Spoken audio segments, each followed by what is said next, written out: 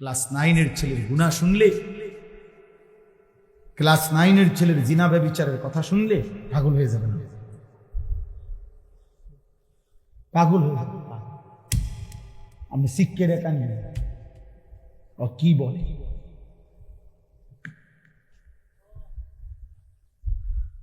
হ্যাঁ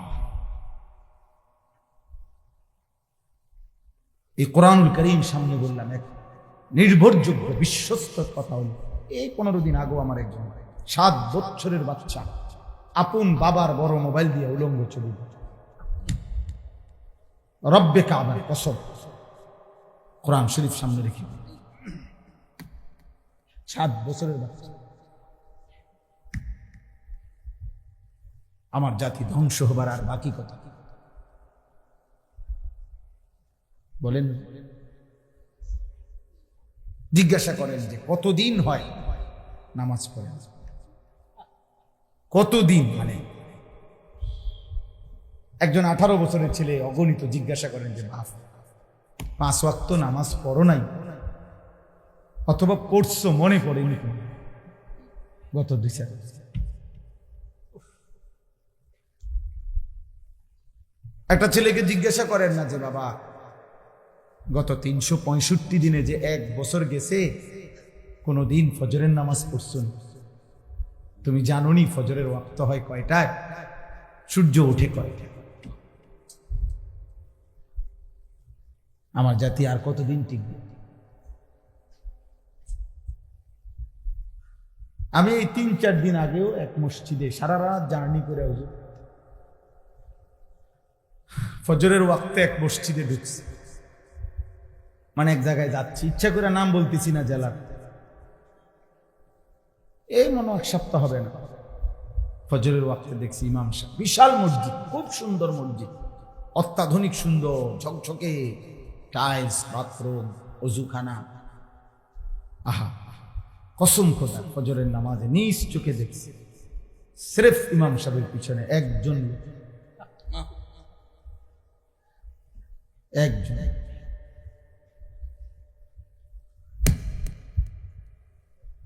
হ্যাঁ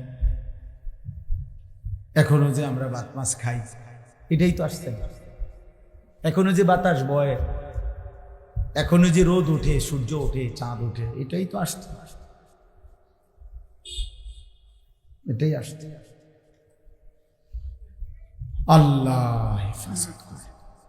এই জন্য আপনারা, আমি তো এই কথাটাই বুঝাইতেছি যে নূহ আলাইহিস সালাম শেষ যখন হাত উঠাইছেন যে আল্লাহ আমার ছেলে এটা ডুবে যাইতেছে, অথচ সে কাফের, কিন্তু এই সময়ও উনি হাত উঠাইছেন, ইন্না ইবনি মিন আহলি ওয়া ইন্না ওয়াদাকাল হক ওয়া আনতা আহকামুল হাকিমিন।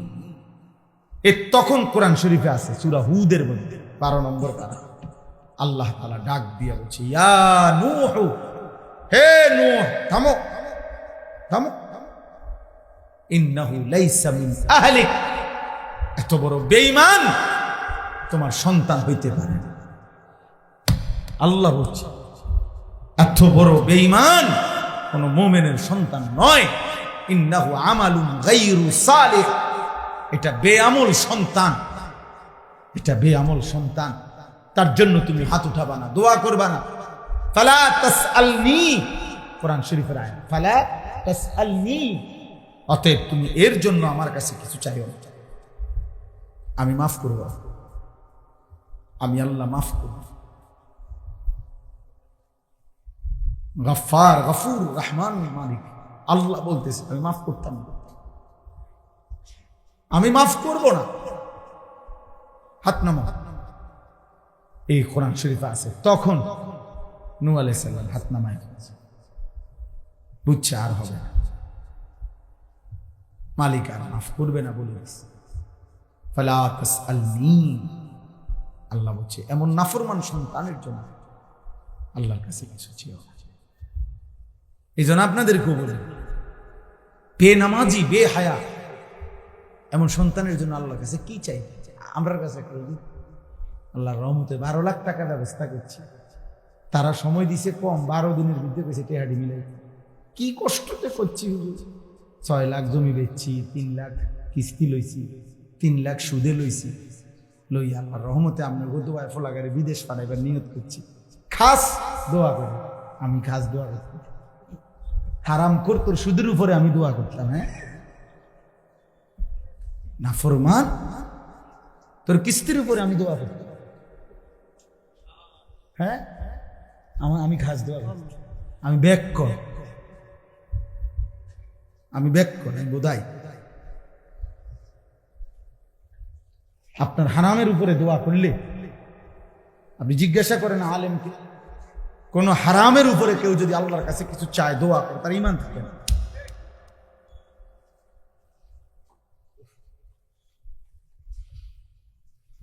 আল্লাহর রহমতে বলে ব্যবস্থা করছে টাকা, সুদের টাকা আল্লাহর রহমতে ব্যবস্থা করছে না, কিস্তির টাকা আল্লাহর রহমতে ব্যবস্থা করছে। আপনার উপরে ফরজ করছিল ইসলামী শরীয়ত যে সুদে হোক কিস্তিতে হোক ছেলেরে যেমনে পারো বিদেশ পাঠাও, এটা ইসলাম আপনার উপরে বলছে তো না?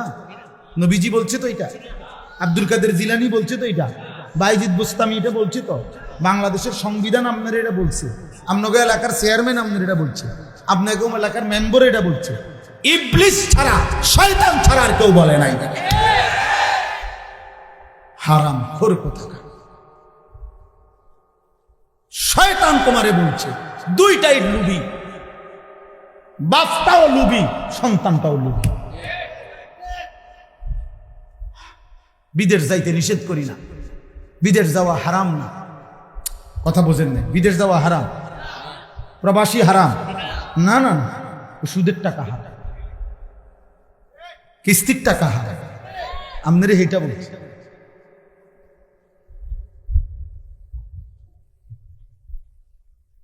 অতএব স্ত্রী সন্তানকে আল্লাহর দিকে ফিরানো, আখিরাতের দিকে ফিরানোর চেষ্টা, ওযু নামাজ পাক পবিত্র হালাল হারামের দিকে ফেরানোর চেষ্টা, এটার থেকে কোনো অভিভাবক, কোনো স্বামী, কোনো বাবা, কোনো মায়ের ছুটি মিলবে কখন বলেন? জিবরাইল পাঠাই, আপনার কাছে যদি আলাদা কে আসে, তাহলে আমাদের কাছে এখন জিবরাইল আসার সুযোগ আছে তো? আসে কেন? জিবরাইল আইন তাইলে তাইলে বোঝা গেল আমাদের জন্য অনুমতি, বরং আমরা মৃত্যু পর্যন্ত বলে যাই। আমি তো এই জন্য প্রায় বলি আমার বাবা আপনাদেরকে, আপনি কমপক্ষে আপনার যে স্ত্রী নামাজ পড়ে না, পর্দা করে না, যে মেয়েটা নামাজ পড়ে না, পর্দা করে না, আপনার যে ছেলেটা নামাজ পড়ে না, হালাল হারাম বাইচা চলে না, এই নাচ গান নর্তকী ছবি উলঙ্গ দৃশ্য মোবাইল নিয়ে পড়ে থাকে, যদি কোনো কথায় আমনে তারে ফিরাইতে না পারে, আমি বলার পর না, তাহলে কমপক্ষে এতটুকু তারে বইলেন যে মাফ, মৃত্যু পর্যন্ত মনে রাখিস আমি তোর উপরে অসন্তুষ্টি নিয়ে কবরে গেলাম, এটা তারে বইলা যায়। স্ত্রীকে বইলেন আমি স্বামী হয়ে তোমারে পারলাম না, তো মনে রাখিস বিবি, তোর মতো নাফরমান বিবি, তোর উপরে আমি অসন্তুষ্টি রাখা, হয় তুই কবরে যাবি না আমি কবরে গেলাম। আর আল্লাহর নবী বলছেন কোন স্ত্রীর মৃত্যু যদি হয় তার স্বামীর অসন্তুষ্টি নিয়ে, জাহান্নাম।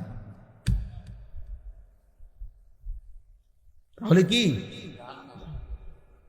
আপনি না পাইলে দূর করি, আপনি কই কিচ্ছু দিয়ে মাতে না, আমি দিয়ে আপেল খা, ওটার ফুতে টেহা দিয়া, ওটার ফুতে একটা সেজদা দেয় না, এক ওয়াক্ত নামাজ পড়ে না, ওটা টেহা দিয়া আপেল খা, বাল টাকা।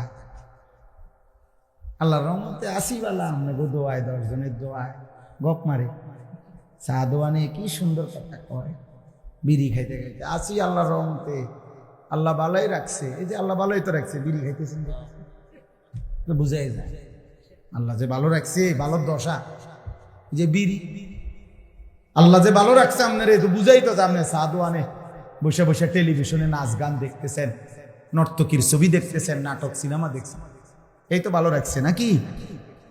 এটাই ভালো থাকা মুমিনের। কোন মুসলমান গুনার উপরে থাকা এটা ভালো থাকা, আপনার ছেলের বউ পর্দা করে না, হালাল হারাম মানে না, আপনি ভালো আছেন না? আপনার একটা ছেলে ফজরের নামাজ পড়ে না, আপনি ভালো আছেন না?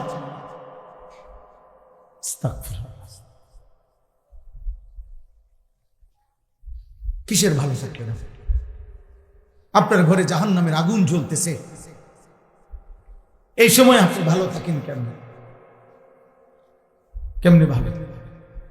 আল্লাহ নবী সাল্লাল্লাহু আলাইহি ওয়াসাল্লাম কসম খোদা হাদিসের মধ্যে আছে, নবীজি নিজে নবীর মেয়ে ফাতেমা রাদিয়াল্লাহু তাআলা আনহা বলেন, ফাতেমা কি নামাজি ছিল না বেনামাজি?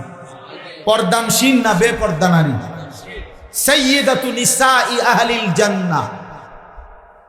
নবী নিজে বলছে ফাতেমা আমার জান্নাতের নারীদের সর্দার।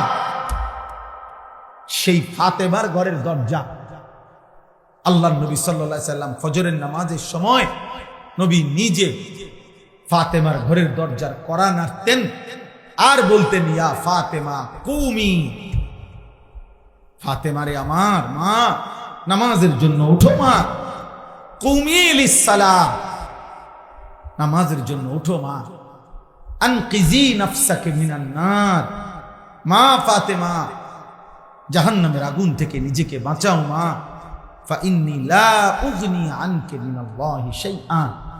নবী বলতেন, ফাতেমা মুহাম্মদের মেয়ে বললে হাসরের ময়দানে আমি তোমার কোনো উপকার করতে পারবো না। সেজদা দেখাইতে হবে, তোমার পর্দা দেখাইতে হবে, আল্লাহর গোলামি দেখাইতে হবে, মুহাম্মদের মেয়ে বললে। এরপরে নবীজির চাচা আব্বাস রাদিয়াল্লাহু তাআলা আনহু ওনার ঘরে যেতেন, চাচাকেও বলতেন, ইয়া আম কুম লিসসালাহ, চাচা ফজরের নামাজের ওয়াক্ত হয়েছে, চাচা উঠেন, নামাজের জন্য উঠেন। ওনারা তো এমনি উঠতেন, তবুও ডাকতেন, আনকিজ নাফসাকা মিনান নার, চাচা জাহান্নামের আগুন থেকে নিজেকে বাঁচান, ফাইন্নী লা উগনি আনকা মিনাল্লাহি শাইআ। মুহাম্মদের চাচা বললে, চাচা হাসরের দিন আমি আপনার কোনো উপকার করতে পারি।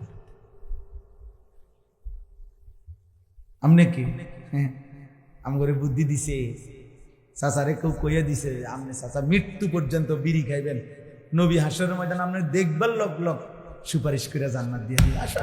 আরে মাশাআল্লাহ, তুমি নি ওই যে সবসময় সাধু আনে বিড়ি খাইতাম, ওদিকে আসো, আরে তোমার না তো আইতে আসি, আইও বেহেস্ত তো তোমার লাগে না রাখছে।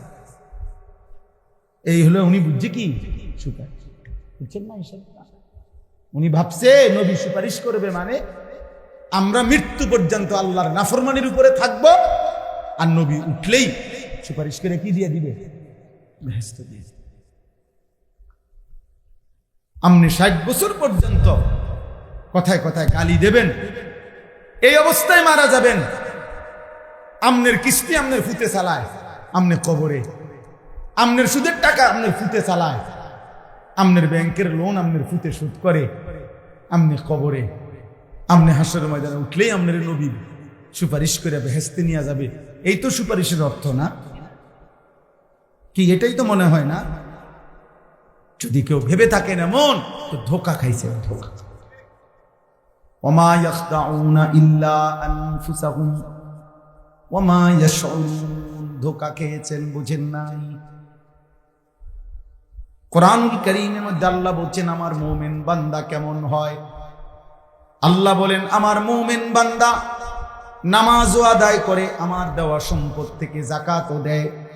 আল্লাহ বলেন নামাজের সেজদা দিয়েও, আল্লাহর পথে পূর্ণ খরচ করেও, ওয়া কুলুবুহুম ওয়াজিলাতুন আন্নাহুম ইলা রাব্বিহিম রাজিউন। আল্লাহ বলে প্রতিটা সেজদা দিয়েও আমার বান্দা তার অন্তর আমি আল্লাহর ভয়ে কাঁপতে থাকে। যাকাত দিয়ে, আল্লাহর রাস্তায় দান করে, সাদাকা করেও আমার বান্দা তার অন্তর আল্লাহর ভয়ে কাঁপতে থাকে, আর এই কথা বলতে থাকে, হায় আমাকে তো হাসরের ময়দানে আল্লাহর কাছে ফিরতে হবে, আর আল্লাহ যদি গ্রহণ না করে আমার কি হবে?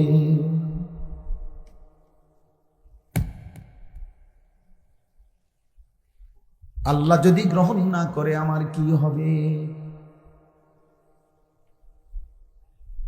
হ্যাঁ, আমরা ছোটবেলায় আমরাও ওয়াজ শুনতাম যখন, আগের দিন মানে কি 300 বছর আগে না, আমি ছোটবেলা, আর আমি যে দূর, আমার ছোট হতে দূর, ঠিক না? আমার বয়স 44 বছর চলে এখন, তাইলে আমার ছোটবেলা কি 400 বছর আগের কথা না, কত 15-20 বছর 25 বছর আগের কথা। তা আমরাও ছোটবেলায় যখন ছাত্র জীবনে ওয়াজ শুনতাম, তখন শুনছি একদিন এক মুরব্বী হুজুর ওয়াজে বলতেছিলেন, ওই এক মেয়েরে বুঝানোর জন্য বলতেছিল ওনারা, এক মেয়েরে তার বান্ধবীরা বিয়ের দিন সুন্দর করে সাজাইছে, গহনা অলংকার দিয়া, শাড়ি চুড়ি দিয়া, তারে খুব সুন্দর করে নতুন বধূ সাজাইছে। তো বান্ধবীরা সবাই বলতেছে যে তোরে আজকে দারুণ দেখাচ্ছে, সুন্দর হচ্ছে, অনেক চমকে, আরে তোরে এমন সুন্দর সাজাইলাম, আমরা সবাই বলতেছি সুন্দর লাগতেছে, আর আজকে তোর বিয়ে, কাঁদতেছো কেন? কান্দার কি আছে এখানে? তখন ওই মেয়ে চোখের পানি ফেলে বলতেছে, হায় সখী বান্ধবীরা, তোমরা তো সবাই বলতেছো সুন্দর লাগতেছে, কিন্তু যার জন্য আমারে সাজাইছো সে যদি সুন্দর না বলে, ওর যদি পছন্দ না হয়, ও যদি গ্রহণ না করে, এইটা ছোটবেলায় ওয়াজ শুনে, মালিক যদি গ্রহণ না করে, আল্লাহ যদি বলে এটার মধ্যে রিয়া ছিল,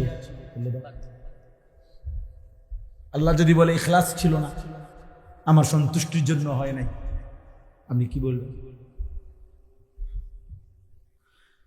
আপনি কি বলবেন তখন? আল্লাহ যদি বলে যা আমার বন্দিগি করছে, ভাত তরকারি যা খাওয়াইছি দুনিয়া, এটার লগে হিসাবে সমান হয়ে গেছে, তখন কথা বুঝেন নাই? মালিক চাইলে আল্লাহ তাআলা যা ইচ্ছে করেন তাই বলতে পারবেন কিনা? আমাদের কিছু বলার আছে না? তাহলে এই জন্য বাপ, রাত গভীরে আমি আর দেরি করতে চাচ্ছি না, অল্প কথাই আপনাদের সামনে বললাম। প্রথম কথাই ফিকির করে, জিন্দিগিটা নষ্ট করে দিয়ে সবাই, জওয়ান বুড়া, ছেলেরা বাবা, মরবার আগেই হিসাব করে যাবে। তোমরা এতগুলো ছেলে যা বসছো, মাশাআল্লাহ বাপ, এত রাত এতটা সবর করে বসছো, প্রিয় সন্তান, প্রিয় ভাই, 14 বছরের আমার ছেলে আছে, 16 বছরের আমার সন্তান আছে, আমার প্রথম সন্তানের বয়স 16 বছর, আমার দ্বিতীয় সন্তানের বয়স 14 বছর।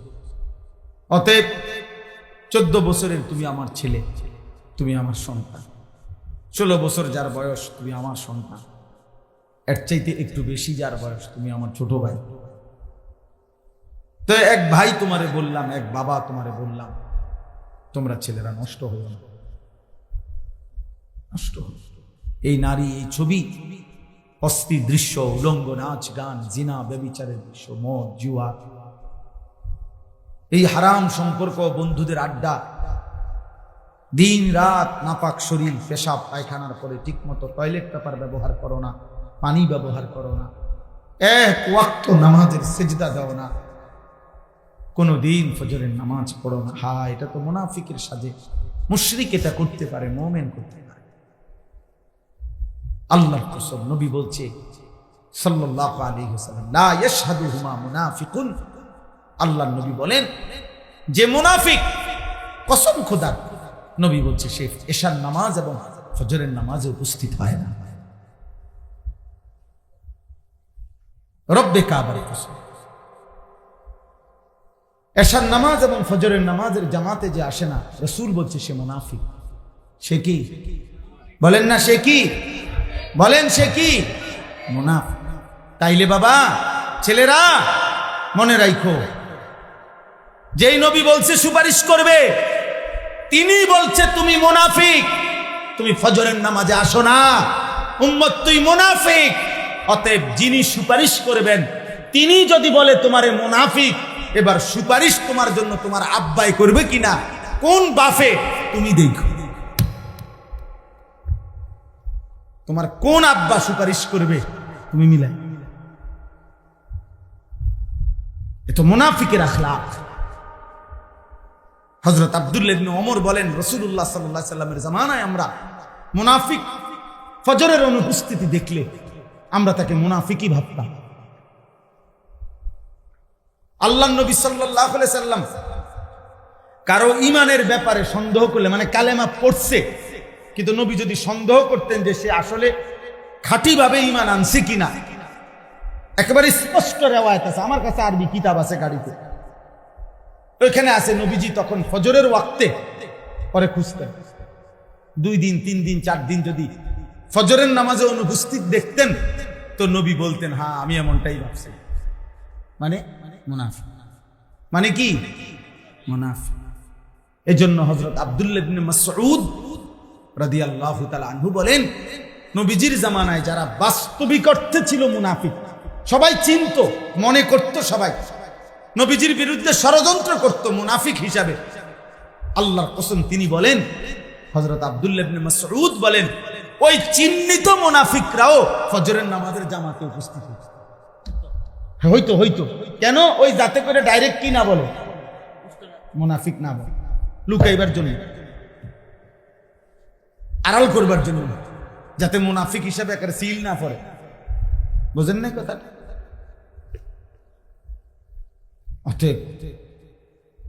অতএব মাতবরি করেন না, মসজিদে 30,000 দিছেন, বেহেস্তের বুঝ হয়ে গেছে নাকি? হ্যাঁ, মসজিদে 4টা ফ্যান দিছে, আল্লাহর রহমতে আমরাই তো ফ্যান দিছি। কথা কয় কেমন? আল্লাহর রহমতে হেবড়া না ফ্যান দিছে, আমগো হেবড়া না মসজিদে 3 কাতার টাইলসের টিয়া দিছে, আমগো হেবড়া না। খালাস, বেহেস্তের বুঝ হয়ে গেছে। 4টা ফ্যানের দাম হইলো জান্নাত, 3-4 12,000, 3,000 করে।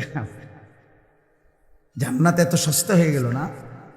আখিরাত এত সস্তা বাবা? কি বলে? কেউ যদি 100 কোটি টাকাও দান করে, সাদাকা করে, তাহলে এটা তো ইসলামের একটি আমল। কথা বুঝেন নাই আমার? দান সাদাকা এটা পুরা ইসলাম নাকি একটি আমল? আবার বলেন না।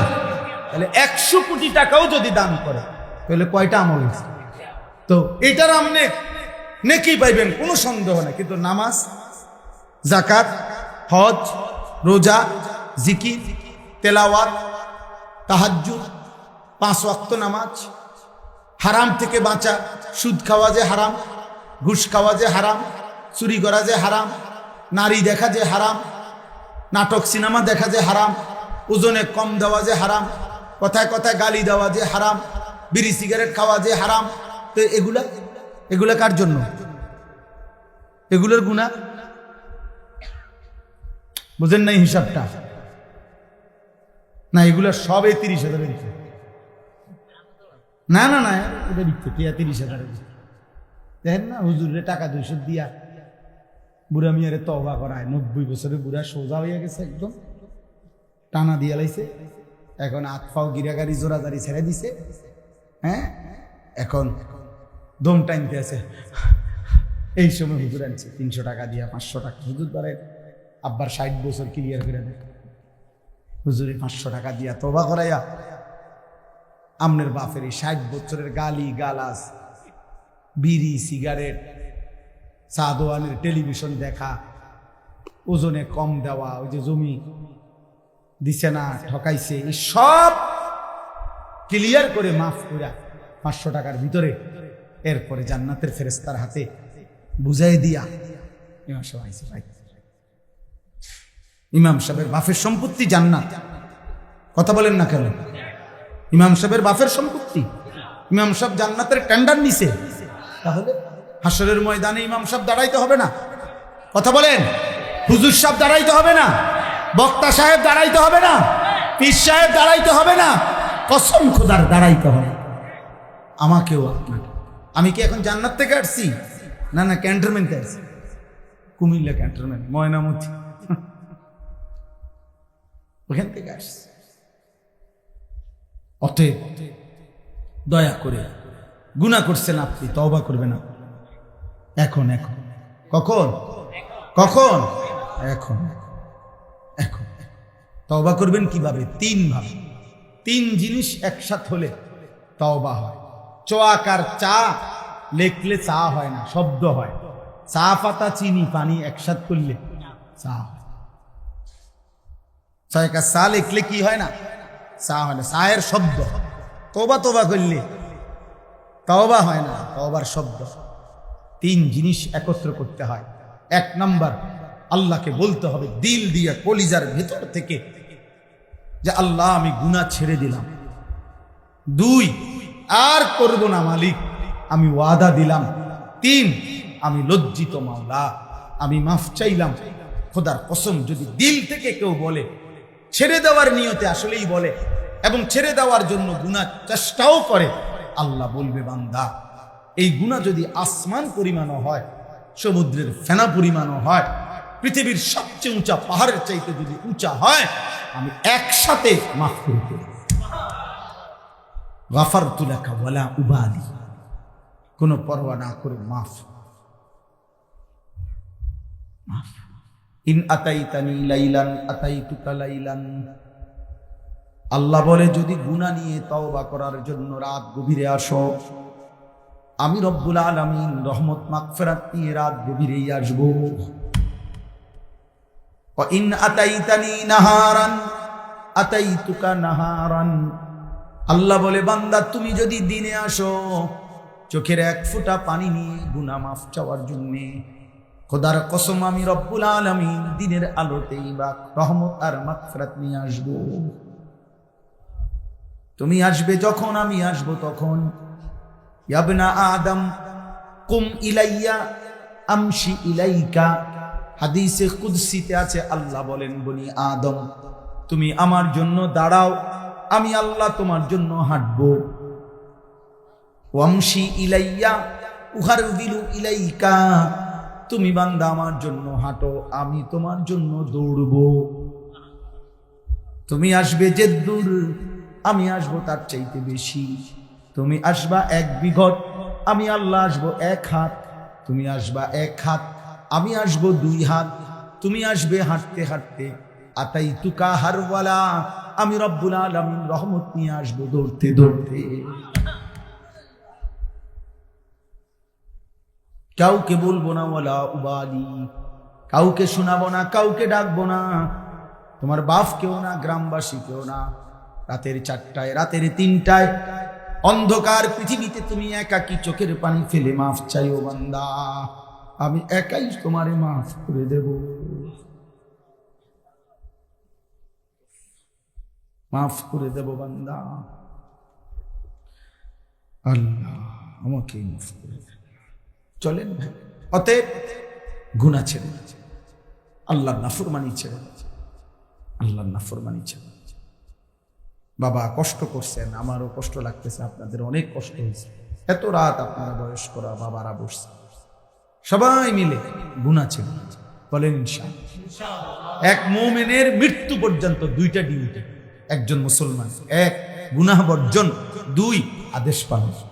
এটাকেই বলে তাকওয়া, এরই বলে মুত্তাকি, একেই বলে জান্নাত। গুনাহ বর্জন, হুকুম পালন। বলেন মুমিনের ডিউটি কয়টা? 1। বলেন 1 নম্বর কি? 2 নম্বর আদেশ।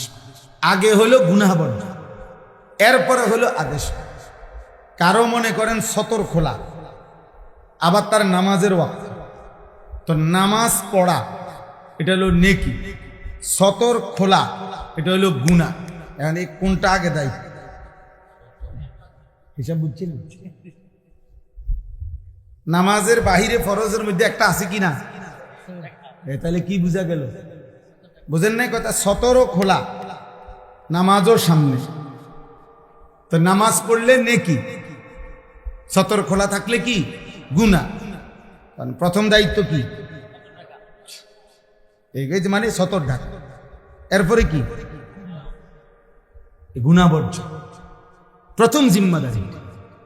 এজন্য প্রিয় সন্তান, যতক্ষণ পর্যন্ত তুমি পাক নাফাকের পার্থক্য করবা না, ততক্ষণ নামাজ পড়তে মন চায়। আমি না, আমার বাইকটা দিল ওইটা। আব্দুল কাদের জিলানিরও যদি বাইকটা তোমারে দেয়, বাইজিদ বোস্তামিরও যদি বাইকটা দেয়, হবে না। তুমি তো নাপাক, তুমি তো পেশাব করে টয়লেট পেপার ব্যবহার করো না, পানি ব্যবহার করো না, তোমার শরীর নাপাক। এই নাপাক থাকার কারণে অধিকাংশ মুসলমানের নামাজ পড়ার কোনো আগ্রহ জন্ম। আপনি আমার সাথে চ্যালেঞ্জ করে দেখেন, একটা ছেলে, একজন বাবা যারা বেনামাজি, আপনি দয়া করে 15 দিন নিয়মিত প্রত্যেকবার টয়লেট পেপার নিয়ম মাফিক ব্যবহার করেন, সুন্দর করে আলেম থেকে বুঝে নেন, ঢিলাকুলুক পানি ব্যবহার করেন, তাহলে শরীরও পাক থাকবে, কাপড়টাও পাক থাকবে ইনশাআল্লাহ। খোদার কসম, দিল থেকে ফেরেশতা আপনাকে নামাজ সেজদা দেওয়ার জন্য প্রতি সেকেন্ড উৎসাহিত করবে। এই তোমরা ছেলেদের হালাত হলে এই কারণে, আব্বা নারী দেখতে দেখতে, মোবাইলের নারী দেখলে বীর্যপাত হয়, অশ্লীল দৃশ্য দেখলে বীর্যপাত হয়, উলঙ্গ ছবি দেখলে বীর্যপাত হয়, হারাম কল্পনা করলে বীর্যপাত হয়, অসৎ বন্ধুদের সাথে অসভ্য কথা বললে, নারীকে নিয়ে জিনা ব্যভিচারের কথা বললে বীর্যপাত হয়। এতে করে শরীর তোমার নাফাক থাকে, দুর্গন্ধ থাকে। এমন নাপাক শরীরে ইবাদতের আগ্রহ জাগে, এমন অপবিত্র দেহে ইবাদতের আগ্রহ জাগে, আগ্রহ জাগে। আল্লাহ আমাদেরকে হেফাজত করে, আল্লাহ আমাদের সন্তানদেরকে হেফাজত করে। একটা একটা করে ছেলে ফিরতে থাকবে আগামী দিনে। মনে রাখো বাপ, আমরা দিন রাত আমরাও কষ্ট করতেছি, চেষ্টা করতেছি। ইসরায়েলের ইহুদি বেঈমানরা, শোনো ভাইয়া, এই যে ফিলিস্তিন এবং গাজার মুসলমানদেরকে এভাবে নিশ্চিহ্ন করে ফেলছে, এর মানে কি? একটা ছেলে হলো ভাইব, যদি বিষয়টা এমন হয় যে এরা ফিলিস্তিনের মুসলমান যদি সব মেরে ফেলে, তো এরপরে ইসরায়েলের আক্রমণ বন্ধ হয়ে যাবে। তো তাইলে আমরা নিরাপদ হইলাম কেন? আমরা এত নিশ্চিন্ত হইলাম কেমনে যে আমরা এক ওয়াক্ত নামাজও করি না? আমাদের কাছে দুনিয়াবি সামান, দুনিয়াবি জিনিস এগুলোও কম, আবার আমাদের রবের সাথেও সম্পর্ক কম। তাহলে আমরা তো তাদের চাইতে দূর। কথা বোঝেন নাই?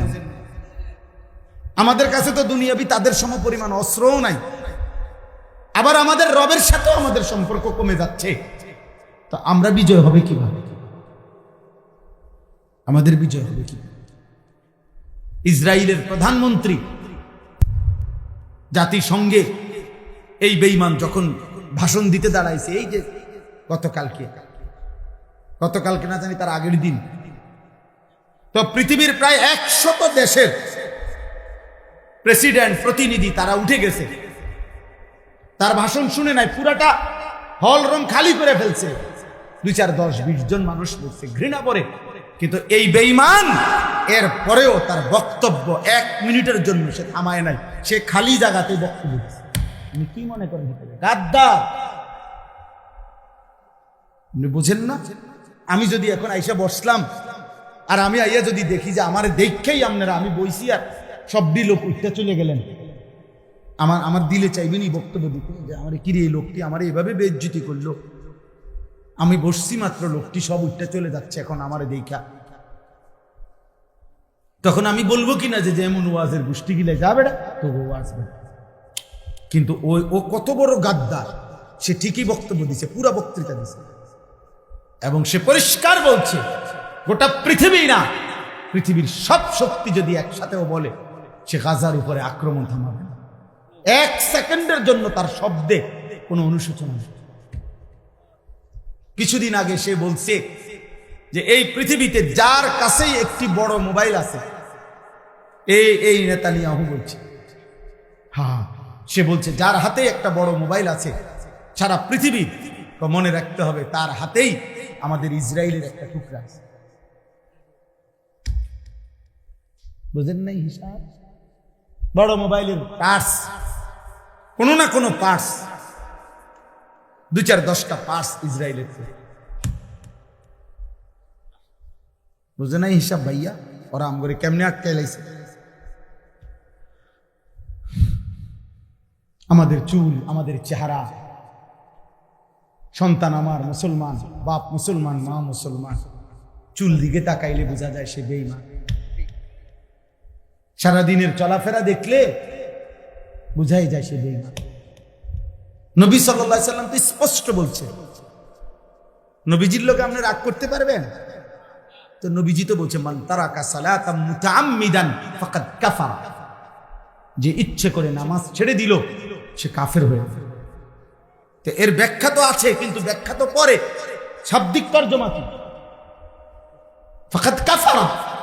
এই ছেলে বেটা, মুসলমানের বাচ্চা, শোন বেটা, মুমিনের সন্তান, রক্তে যদি এক ফোঁটা ঈমান থাকে আল্লাহকে সিজদা দিন। নবী বলছে, রাহমাতুল লিল আলামিন নবী বলছে, দয়ার মায়ার সাগর নবী বলছে, বেনামাজি তুই মনে রাখিস তোর হাসর হবে ফেরাউনের সাথে। বলে নাই? বলে নাই? কারুনের সাথে, হামানের সাথে, উবাই ইবনে খালাফ, মক্কার কুরাইশদের সবচেয়ে নিকৃষ্ট কাফের, তার সাথে। এখন আপনি কি বলেন? একটা ছেলে বলো ভাই, তুমি তোমারে বেনামাজির সেজদা নাই, তোমারে দাঁড় করাইছে ফেরাউন নমরুদের লগে, কারুন হামানের লগে, ওইখান থেকে ডাইকে আইনা আলগায় তোমারে জান্নাত দিয়ে লাইব। হ্যাঁ, আর তো তখন হেরা কি করবো? লগের হেরা কথা বুঝেন নাই? ওরা বলবো মা এটা কোন বিচার, দাঁড়াইলাম এক লগে, আমরা যদি হেরে নি জ্ঞান, আমরা কি? আমরা কি? যদি বিবেক থাকে কারো ভাই, সুপারিশ মামুর বাড়ি না, হাউজে কাউসারের পানি সাপকলের পানি না, ট্যাপ ছেড়ে দিলে পানি বাইর হয়, এরকম না। সুপারিশ নিতেও খুদার কসম কাগজপত্র দেখাইতে হবে, ফাইলপত্র দেখাইতে হবে, আমলনামা দেখাইতে হবে। হাউজে কাউসারের পানি নিতেও কাগজপত্র কি? বোঝেন নাই কথা? আমলনামা দেখাইতে হবে, আমলনামা দেখাইতে। কি দেখাবেন? নবী সাল্লাল্লাহু আলাইহি সাল্লাম যখন আমলনামা দেখবে আর বলবে, উম্মত এটা তোমার নাম আনিসুর রহমান, 30 বছর সুদ খাইলা, আমার উম্মত, 365 দিনে কোনোদিন ফজরের নামাজ পড়ো নাই, তুমি আমার উম্মত। 60 বছর বয়সে বিড়ি সিগারেট খাইলা, তুমি আমার উম্মত। 60 বছর বয়সে গালি ছাড়া কথা বলো না, তুমি আমার উম্মত। 50 বছর ধরে নাটক, সিনেমা, নর্তকীর ছবি দেখো, তুমি আমার উম্মত। এটা আমার উম্মতের আমলনামা। আমি সর্বশ্রেষ্ঠ নবী, তুমি আমার শ্রেষ্ঠ উম্মত, শ্রেষ্ঠ উম্মতের এই আমলনামা। নবী বলবেন, আমার কেমনে বেইজ্জতি করলাম উম্মত, আমি কেমনে আমার মালিকের সামনে এটা দেখাবো কিনা যে রব্বুল আলামিন এটা আমার উম্মতের আমল। বলে বলো না ভাই, একটা ছেলে বলো, একজন বদলাও, একজন বদলাও দোস্ত, একজন বদলাও, একজন ফিরে। আমি তো শুরুতেই বলছি, আমি নির্বাচনের প্রার্থী না, আমার কোনো মার্কা নাই, ভোটের আশায় আসি না, আখিরাতের আশায় আসছি, আখিরাতের আশা। মজার কথা শুনবেন আপনি, আমি আছি সারা দিনে ভাত খাই, আমার ব্যস্ততা আমার এখনো খাওয়ার সুযোগ দেয়নি। অন্য কিছু খাইছি, গাড়ির বসে বন খাইছি, কলা খাইছি, সময় কুলাইতে আসছে। এই রাস্তার ভয়ে, জ্যামের ভয়ে, আমার মাগরিব বাদ বয়ান ছিল মাধবপুর, ওইখানে মানে পেরেশানি যে ধরতে পারতাম না মাহফিল, চারিদিকে বারবার শুনতেছি আশুগঞ্জ, তারপরে বিশ্বরোড, চারিদিকে জ্যাম, মাধবপুর। এই জন্য দুপুরবেলাই রওনা দিয়েছি জোহরের ফলে। খুব খিদা লাগছে, এটা বলতেছি না, মানে বুঝাইলাম জিন্দিগির একটা নেশায় থাকি। ভাবি যে একজন সন্তানও বদলাবে ইনশাআল্লাহ। আমরা হতাশ না, আমরা হতাশ না, ইনশাআল্লাহ আমাদের মুসলমানের সন্তান ফিরতেছে, আল্লাহর দিকেই ফিরছে, আলহামদুলিল্লাহ। শত শত ছেলে ফিরছে। এজন্য দোস্ত, আল্লাহ তাআলা রাত গভীরে আমি শেষ করলাম। আল্লাহ তাআলা বললেন, কুল্লিল মুমিনিনা, হে নবী আমার, আপনি আমার সমস্ত ঈমানদার পুরুষদেরকে বলে দেন, জওয়ান হোক বুড়া হোক, আমি আল্লাহর আদেশ শুনায় দেন, ইয়াগুদ্দু মিন আবসারিহিম, তারা যেন সকলেই ভিন নারী, যে নারী দেখার অনুমতি নাই, ভিন নারী থেকে, হারাম দৃশ্য থেকে তারা যেন তাদের চোখ নামিয়ে রাখে। এজন্য স্পষ্ট শরীয়তের বিধান।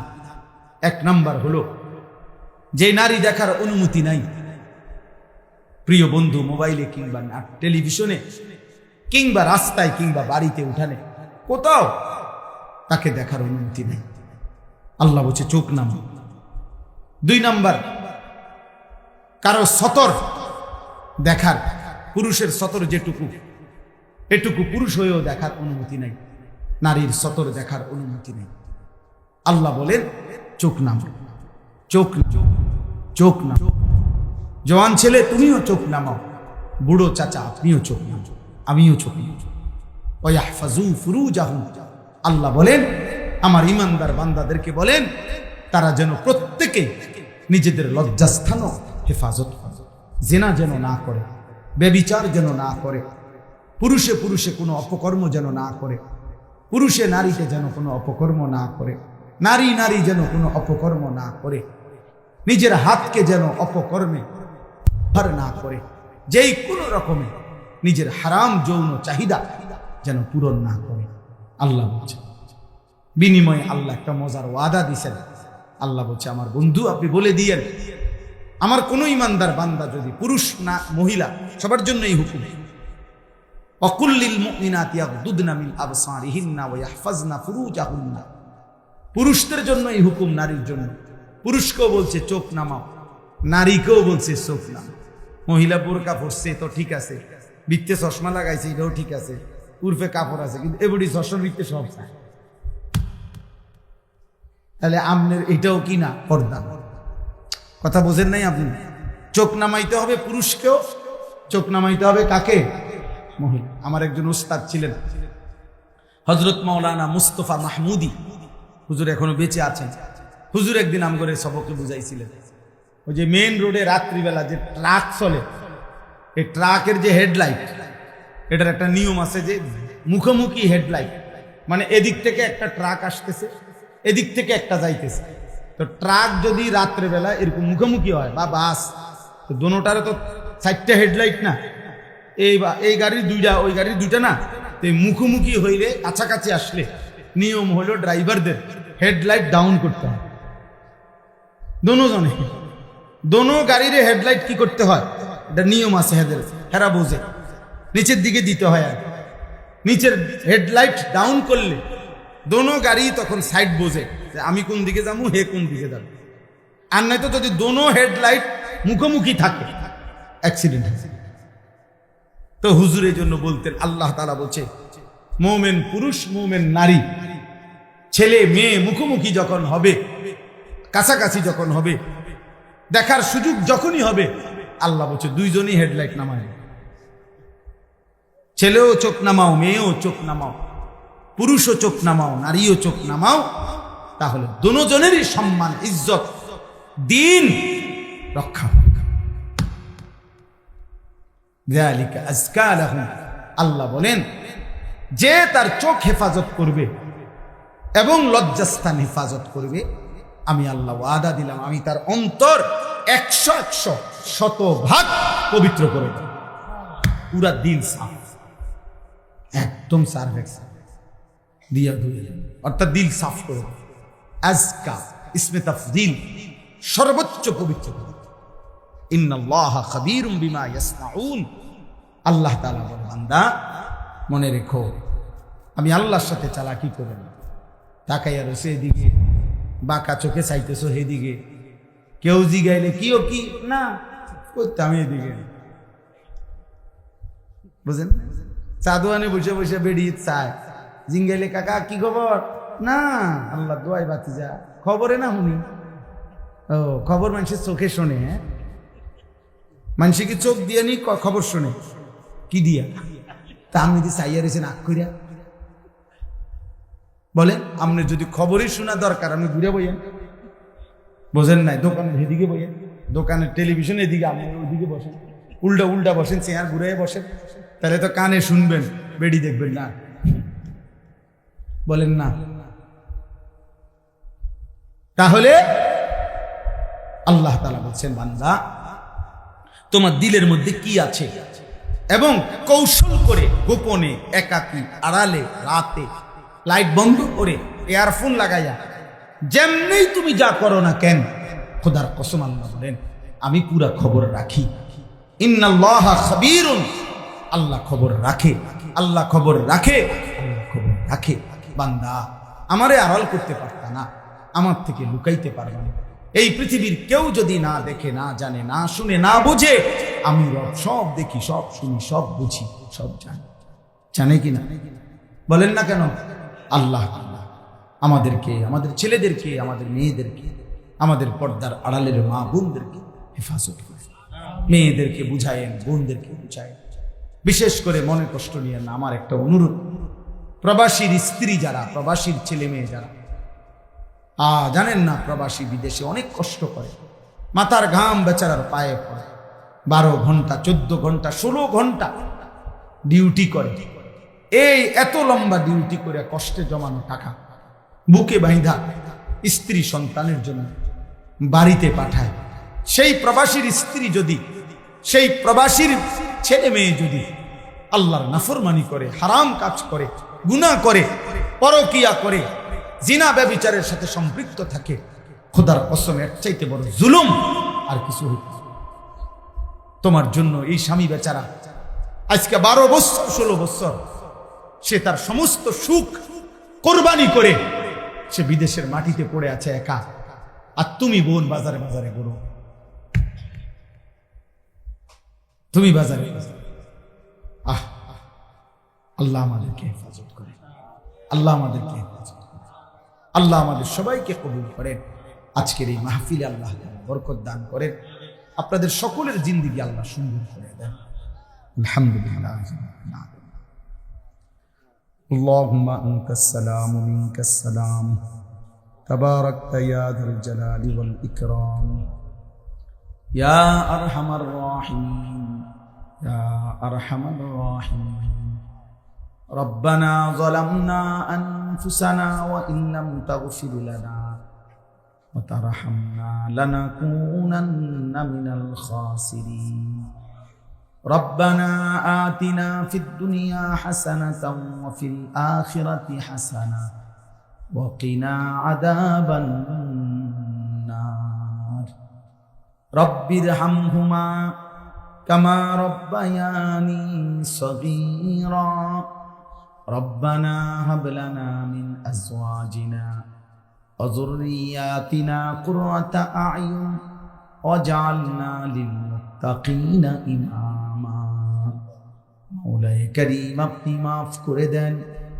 রাত অনেক গভীর, অনেক গভীর মাওলা, মধ্যরাত পার হয়ে গেছে মাওলা, অনেক আগেই তাহাজ্জুদের বড় মুবারক সময় মাওলা। আল্লাহ আপনার প্রথম আসমানে কুদরতি ভাবে নেমে আসার সময় এটা মাওলা। আমি গুনাহগার গোলাম মাওলা, আপনার কাছে মাফ চাইলাম মাওলা। চারিদিকে লক্ষ লক্ষ মানুষ ঘুমিয়ে গেছে, আমরা অল্প কয়েকজন নাফরমান এখনো ঘুমাই না। চোখ বন্ধ করে তাকিয়ে দেখলাম রে মাওলা, পেছনটা গুনাহ অনেক বেশি মাওলা, পেছনের জিন্দেগি নাফরমানি বেশি মাওলা, জীবনে ভুল করেছি বেশি মাওলা। আল্লাহর কথা বলা আমাদের জিম্মাদারি। একজন শুনলেও জিম্মাদারি, 1 লক্ষ শুনলেও জিম্মাদারি। নবী সাল্লাল্লাহু আলাইহি ওয়াসাল্লাম একজনকেও কালেমার দাওয়াত দিয়েছেন, ইসলামের কথা বলছেন। আবার 1.25 লাখ সাহাবীদের সামনেও আরাফাতের ময়দানে নবীজি কথা বলছেন। কাজে কোনো সমস্যা নেই, দুইটারই উদাহরণ আছে নবীজির জীবনে। একজনকেও বলছেন, 10 জনকেও বলছেন, রাতেও বলছেন, দিনেও বলছেন, হরদম বলতে থাকছে। সর্বদা নবী সাল্লাল্লাহু আলাইহি ওয়াসাল্লাম আল্লাহর কথা বলতে থাকছে। নূহ আলাইহিস সালাম থেকে মানুষকে আল্লাহর দিকে ডাকার সেই যে শুরু, তো প্রত্যেক নবী রাসূলগণের সিফাত এটা যে ওনারা বলতে থাকছে। কোরআনুল কারীমের মধ্যে আছে হযরত নূহ আলাইহিস সালাম আল্লাহ তাআলার নিকট বলছেন, ক্বালা রব্বি ইন্নী দাআউতু কওমি লাইলাম ওয়া নাহারা। নূহ আলাইহিস সালাম বললেন, আয় আল্লাহ, আমি আমার জাতিকে আপনার দিকে ডেকেছি লাইলাম ওয়া নাহারা, রাতেও দিনে, রাত দিন আমি আপনার দিকে ডাকছি। আ'লানতু লাহুম, ঘোষণা দিয়ে দিয়ে ডাকছি। আসরারতু লাহুম, গোপনে গোপনে ডাকছি। দাআউতুহুম জিহারা, প্রকাশ্যে সবার সামনে আমি ডাকছি।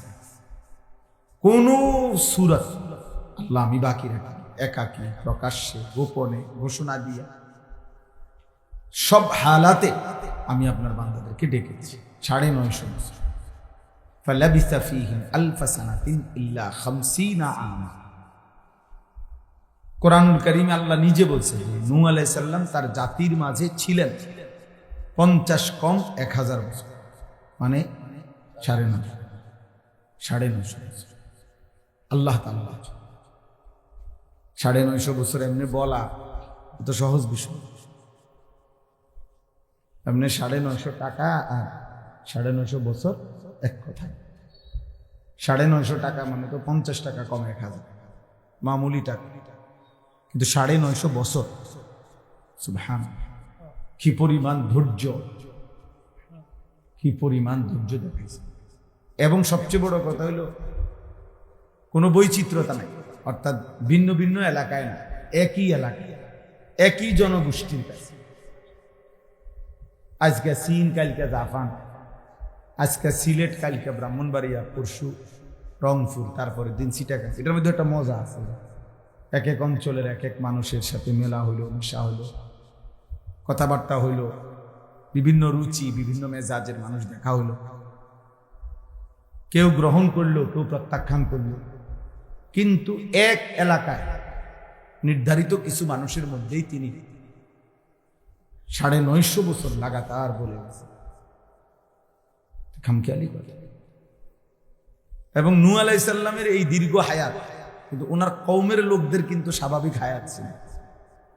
মানে এটা আবার বুঝবেন যে, মনে রাখবেন, মানে এমন না যে ওনার এলাকার, মানে ওনার কওমের লোকরাও এক একজন 700-800 বছর বয়স, এমন ওরা স্বাভাবিক হায়াত। উনি আল্লাহ তাআলা এটা মুজিজা দিয়েছেন, উনি হায়াত পাইছেন এত লম্বা। কিন্তু অন্যান্য স্বাভাবিক মানুষ স্বাভাবিকভাবে মারা গেছে। এই জন্য তাফসীরের মধ্যে আছে, কোন কোন ফ্যামিলির 7 পুরুষ নূহ আলাইহিস সালাম কালেমার দাওয়াত। 7 পুরুষ বুঝেন না, মানে যেমন আমার দাদা, আমার আব্বা, আমি, তার আমরা 3 পুরুষ, মানে 3 স্টেপ। এখন আমার ছেলে তো 4th পুরুষ। তো এরকম 7 পুরুষও এক ফ্যামিলি কবরে চলে গেছে, কেউ কালেমা গ্রহণ করে না। মানে ধরেন না, দাদা, দাদার বাপ, দাদার দাদা, হ্যাঁ, আবার দাদার ফুত, ফুতের ঘরে নাতি, নাতির ঘরের ফুত, এরকম আর কি। কেউই, সবার হায়াত শেষ, তিনি বলে গেছেন, কালেমা গ্রহণ করে নাই। তবুও তিনি সেই ঘরে পুনরায় আবারও কালেমার দাওয়াত নিয়ে গেছেন। এই জন্য দোস্ত, এটা জরুরি। কোনো বাবা তার সন্তানকে আল্লাহর কথা বলা থেকে বিরতি দিতে পারে না, এই সুযোগ নেই যে হুজুর আমি তার এমন 2টা বছর বুঝাইছি, বিশ্বাস করেন। কিতা বিশ্বাস করতে কইছেন? 2 বছর, 2টা বছর হুজুর ঝান্ডা শেষ করে গেছে। 2টা বছর, বাপরে। আজকে মনে হয় 1 সপ্তাহ লাগাইয়া হুজুর তারে বুঝে, মানে 1 সপ্তাহে যেমনি টান দিছে উনি, 1 সপ্তাহ কোনো এত লম্বা না, আমনে যেমনি কইছে, বুঝছেন না? 950 বছরের দিকে চিন্তা করলে 1 সপ্তাহ বিরাট কিছু,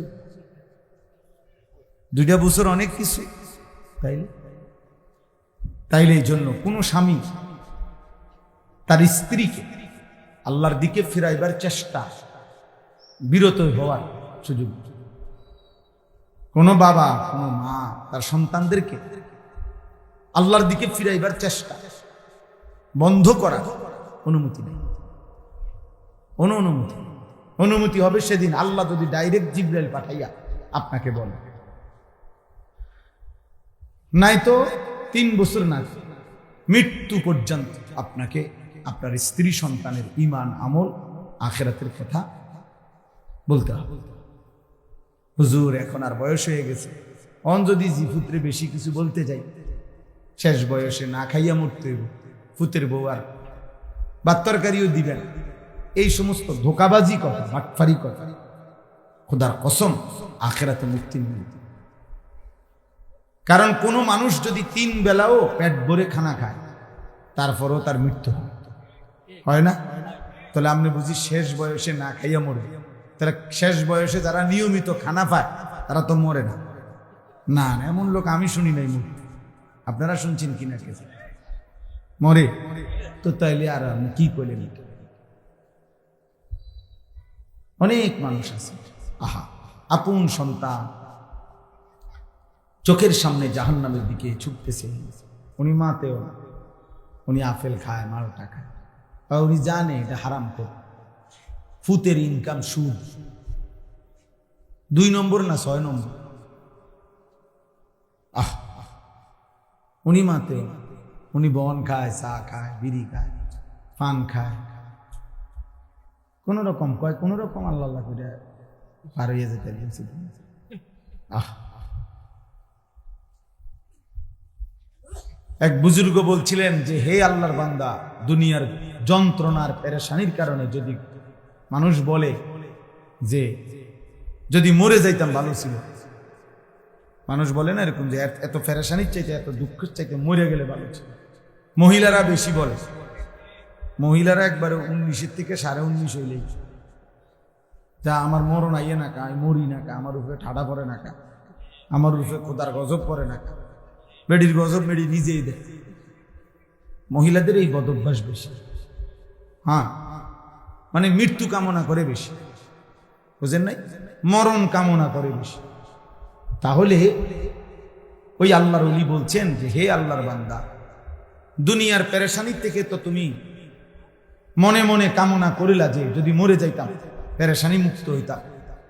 তিনি বলছেন হে আল্লাহর বান্দা, যদি কবরে গিয়ে কবরের আযাব শুরু হয়, তখন তুমি ওই আযাব থেকে বাঁচবার জন্য এবার কি চাই?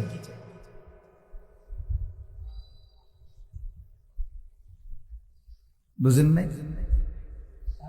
দুনিয়ার পেরেশানি থেকে বাঁচার জন্য তো আপনি মৃত্যু চাইলেন, আচ্ছা তো মরলেন আর কি। তো এখন কবরে গিয়ে যখন আযাব হবে আল্লাহর নাফরমানির কারণে, তখন কি করবেন? তখন কি চাইবেন? আবার দুনিয়া আইতে চাইবেন?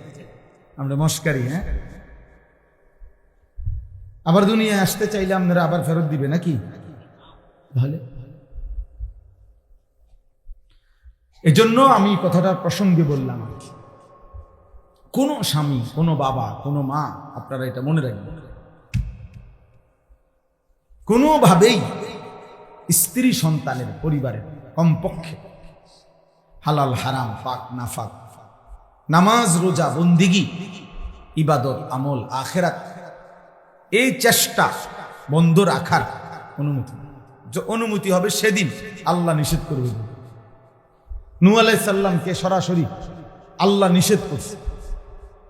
কেনান, ওনার ছেলে যে কাফের ছিল, নূহ আলাইহিস সালামের এই ছেলে যখন নূহ আলাইহিস সালামের নৌকা উঠে গেছে, তিনি পানি ওয়াফারাত তান্নুর, কোরআন শরীফে আছে যে চুলার থেকে পানি বের হয়ে গেছে। নূহ আলাইহিস সালাম বুঝছে যে কিছুক্ষণের মধ্যেই পানি তুফানে পূর্ণ হয়ে যাবে।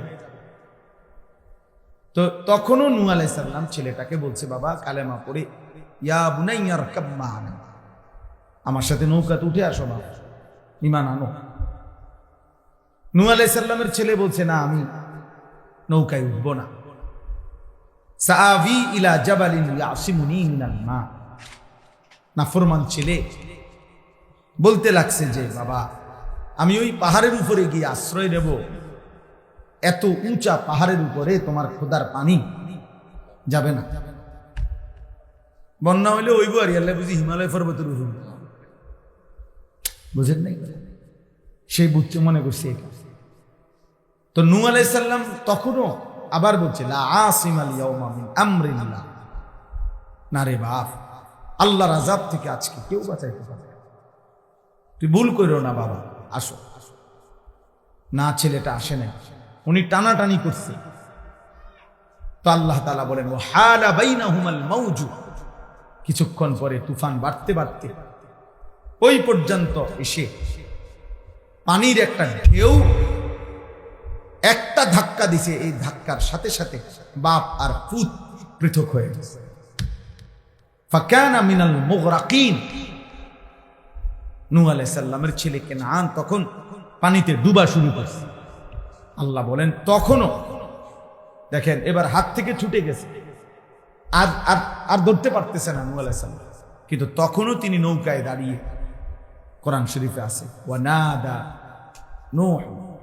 নূহ আলাইহিস সালাম দোয়া করছে এবার আল্লাহর কাছে, হাত উঠাইছে, ইন্না ইবনি মিন আহলি, আল্লাহ আমার যে সন্তান এটা ডুবে যাচ্ছে, যে এটা আমার ছেলে, আমার পরিবার, আমার সন্তান, আমার বংশধর। এই ছেলে, এটা অপদার্থ কোথাকার, না জানলে আসলো কেন সে? বাকি ছেলেরা তোমরা শোনো নাই, তোমরা মানা করো, আমি ছেড়ে দেবার মানুষ না, সাফ কথা। আমার জিন্দিগির সিদ্ধান্ত এটা, কোন মাহফিল দ্বিতীয়বারের আশায় আমি আর বয়ান করি, একবারই আসলাম মনে করেন, কোনো অসুবিধা নেই, আর কোনোদিন আসবো না, কোনো সমস্যা নেই,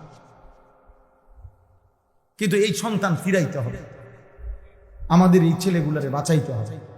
আপনারা জানেন না বা দেখতে শুনতে এরা নাম ঠিকানা আর পরিচয় যদিও মুসলমান, অগণিত ছেলে, লাখ লাখ ছেলে